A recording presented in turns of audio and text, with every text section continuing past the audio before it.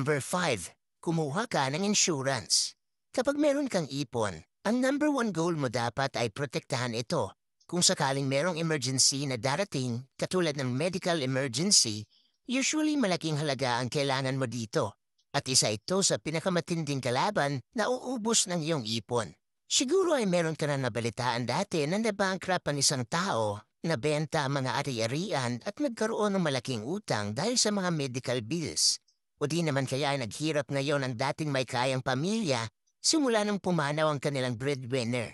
Hindi natin maiiwasan ang mga emergency, pero kaya natin iwasan ang pagbabayad ng malaking halaga kung sakaling mararanasan natin ang mga ito. At ito ang purpose ng insurance. Kapag meron kang insurance, meron ka ring safety net.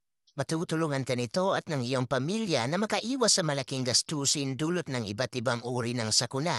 Merong health at life insurance. Ang dalawang uri ng insurance na ito ay ang pinakakilala ng lahat dahil ito ang pinakapraktikal na uri ng insurance. Ang pinagkaiba ng dalawa ay ito. Ang health insurance ay ang kasangga mo kung sakaling nagkaroon ka ng sakit at ito ang magko-cover ng iyong medical bills. Depende pa rin sa coverage.